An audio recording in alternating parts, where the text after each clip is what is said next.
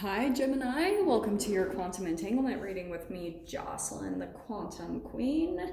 Let's begin. This is for Gemini, Sun, Moon, or Rising. And as always, welcome to my cross watchers.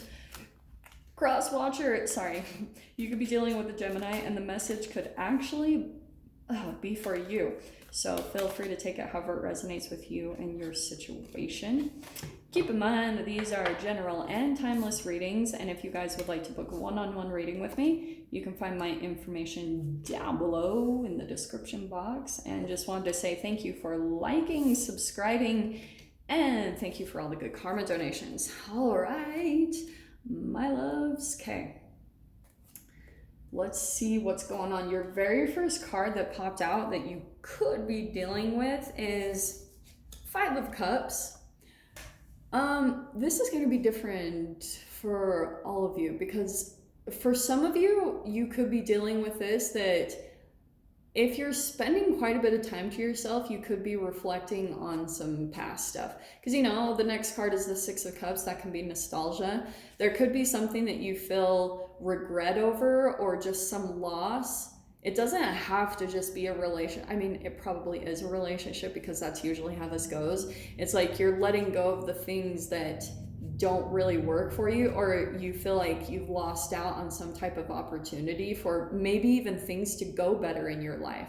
But you could be looking back at a moment of time where maybe you had made a decision. You were like, you're either thinking one of two things. Either, why did I meet this person? Or you're like, I wish things would have worked out. It can be different for all of you. So let's dive in and see what is going on there. Yeah, okay, wow. So you've got the Chariot card, that's you, and the Ten of Wands. This is what could be happening for you guys. So I have to be kind of cautious about the Chariot because that's travel, that's movement. But if it's not actual travel for you guys, like for me, I have to travel. It's just, I have to, okay? I know people are going to disagree with that. I take precautions, but I kind of have to do what I have to do. So Ten of Wands, you're releasing a burden from your life, and it's a lot around your emotions. So you're in this really interesting back and forth energy, Gem, because you're trying to move forward, but there's still some emotions that are coming up. And so you're still trying to deal with some of them, and it is about the past. So interesting. So you've got the Devil card. So what's happening is this is pulling at you a little bit because there's something about the regret or just feeling ashamed of maybe yourself and a decision that you made. Or for some of you, you know, and I'm not trying to dredge all of this up, but it is good to approach it because with the shadow, when we're dealing with the shadow, the best thing is to accept it, because the more you reject it and shame something a part of yourself, it'll make it become bigger. Those are brain chemical releases, and the more that you think a thought tied to shame, guilt, or fear, it's going to release a lower vibrational brain chemical, and then that's going to create more low vibrations in your cells. That's why eventually it like accumulates into a tower moment, because it's like, hey, wake up. Quit going down so low into your shadow and let's be positive. You know, let's see the good out of this situation and move forward. So Queen of Pentacles, some of you might have been dealing with an air sign, or I'm sorry, an earth sign, Capricorn, Taurus, Virgo, but I think a lot of you, this is associated with money or material in some way, shape, or form. So someone might have been very generous, okay? And there's so many things I'm picking up with this because,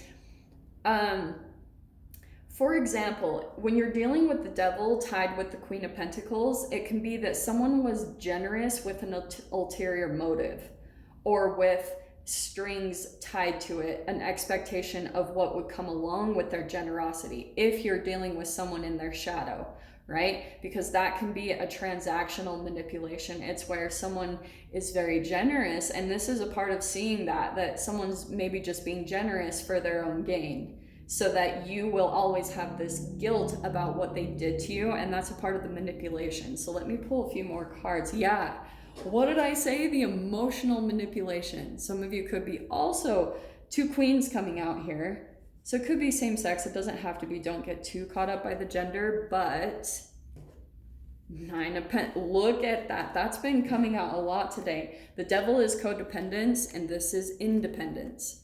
So there's something about this process that for some of you is helping you to stand and be more independent and free. And for some of you, it could be inspiring to possibly be an entrepreneur, start your own business, and Knight of Wands. So I want to say a part of the dynamic in this situation, this is either you, Gem, or the other person, that you're kind of jumping back and forth to this person and stepping into your freedom. But since we're dealing with money here, this person is using emotional manipulation because there was something that you needed in a resourceful way, like you didn't quite have all the resources that you needed for your full independence. And so you've been back and forth as you're getting this more stable, as you're becoming more independent and self-reliant. So that's why you're kind of the Knight of Wands back and forth in this hot, cold, push-pull dynamic, because you're still becoming stable in your own nervous system, in your own vibrational chemical makeup, okay?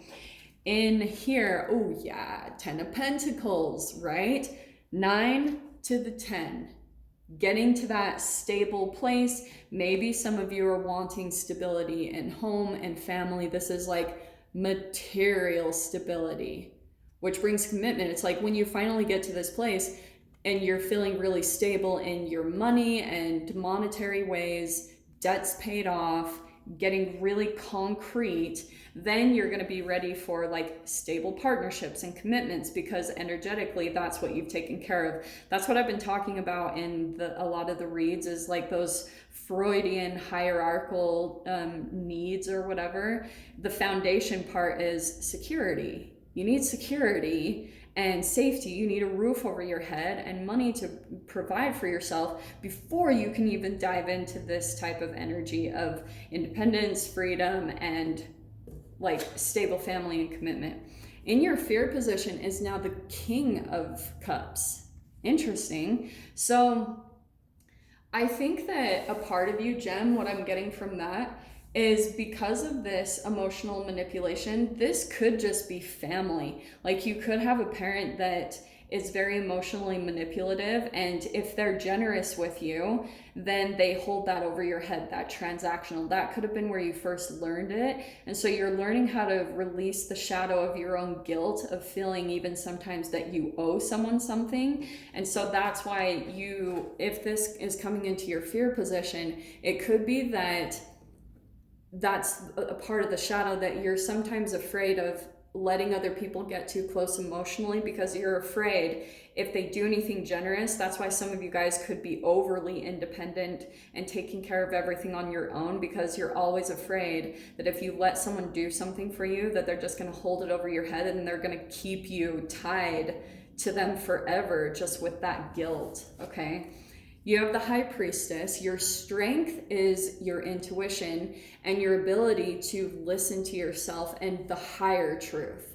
You know, what's really true in this, not letting yourself get too pulled in by the emotional and chemical manipulation that you have tied to a person. And look at that. I actually had a feeling I thought this Knight of Wands was the King of Wands, and here's the King of Wands. What's going on in your mind, Gem?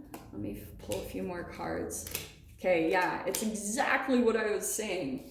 You have someone, this is going on in your mind, okay? You've got the King of Wands, the Hanged Man, the Seven of Swords, and the Three of Cups. So what this person does in your life, it does create this huge burden for you, the Ten of Wands. And that's why sometimes, like, what I want to help you do a little bit, because with the Chariot and the Knight of Wands, sometimes that can make you impulsive and just like, because you're trying so hard to release this burden because it's becoming too heavy. And so in your mind, this is maturing that. The Knight of Wands can be that impulsive, but King of Wands, it's taking your full power back, and that's going to be from the help of your intuition, your spirit guides.